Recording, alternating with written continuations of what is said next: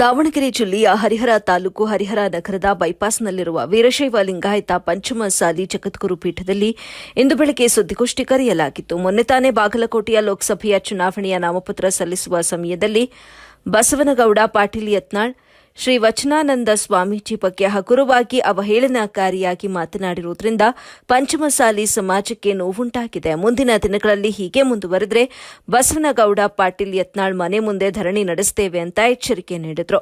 ಈ ಸಂದರ್ಭದಲ್ಲಿ ಸ್ವಾಮೀಜಿ, ಪದಾಧಿಕಾರಿಗಳು, ಸದಸ್ಯರು ಉಪಸ್ಥಿತರಿದ್ದರು. ವರದಿ ಸೈಯದ್ ಶಾಮೀರ್, ಎಬಿ ನ್ಯೂಸ್ ಕನ್ನಡ, ಹರಿಹರ. ಸಮಾಜದಲ್ಲಿ ಅದ್ಭುತವಾಗಿ ಸಂಘಟನೆ ಆಗಿದೆ. 6 ವರ್ಷಗಳ ಹಿಂದೆ ಯಾವುದೇ ಟಿವಿ ಪತ್ರಿಕೆಗಳಲ್ಲಿ ಪಂಚಮಸಾಲಿ ಅಂತ ಬರಿತಾನೆ ಇರಲಿಲ್ಲ. ಆದರೆ ಇವತ್ತು 6 ವರ್ಷಗಳಲ್ಲಿ ಯಾವುದೇ ಪತ್ರಿಕೆ ತೆಗೆದುಕೊಳ್ಳಿ, ಯಾವುದೇ ಟಿವಿ ಮಾಧ್ಯಮ ತೆಗೆದುಕೊಳ್ಳಿ, ಪ್ರತಿದಿನ ಒಂದಲ್ಲ ಒಂದು ಕಡೆಗೆ ಪಂಚಮಸಾಲಿಯ ಬಗ್ಗೆ ಚರ್ಚೆ ಆಗ್ತಾ ಇದೆ ಅಂತಂದರೆ ಅದು ಹರಿಹರ ಪೀಠ ಮಾಡಿರುವಂಥ ಸಾಧನೆ ಅಂತ ಹೇಳಲಿಕ್ಕೆ ಇಚ್ಛೆ ಪಡ್ತೇವೆ. ಈ ಪೀಠವನ್ನು ಸುಮಾರು 1994ರಿಂದ ಸಾವಿರಾರು ಜನ, ಲಕ್ಷಾಂತರ ಕಾರ್ಯಕರ್ತರು ನಮ್ಮ ಸಮಾಜವನ್ನು ಸಂಘಟನೆ ಮಾಡಿದ್ದಾರೆ. ಕನ್ನಡದ ಗದಿರಿ ನಿಮಗೆ ನಮ್ಮ ಸಂಘ ಬೆಂಬಲಿಸ್ತದೆ.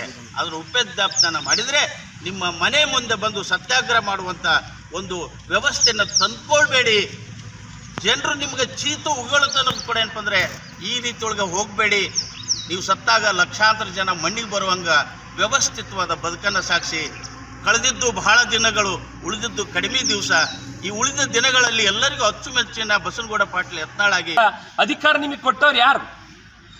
ಇವತ್ತು ಒಬ್ಬ ನಮ್ಮ ಹಳ್ಳಿನಲ್ಲಿ ಒಂದು ಮಾತು ಹೇಳ್ತಾರೆ, ಪ್ರತಿ ಮನುಷ್ಯನ ನಾಲ್ಗಿಂದ ಬರ್ತಕ್ಕಂಥ ಮಾತು ಅವನು ಯಾವ ಕುಲಕ್ಕೆ ಸಂಬಂಧಪಡ್ತಾನೆ ಅಂತಕ್ಕಂಥದ್ದನ್ನು ಇವತ್ತು ನಿಮ್ಮ ಅರಿದ ನಾಲಿಗೆಯಿಂದ ಏನು ನೀವು ಮಾತನಾಡ್ತಾ ಇದ್ದೀರಲ್ಲ, ಇವತ್ತು ವಿಶೇಷವಾಗಿ ನೀವು ಪಂಚಮಸಾಲಿ ನಾಯಕ, ಒಬ್ಬ ರಾಜಕೀಯ ಧುರೀಣ ಅಂತೇಳಿ ಭಾಳ ಗೌರವ ಇದೆ.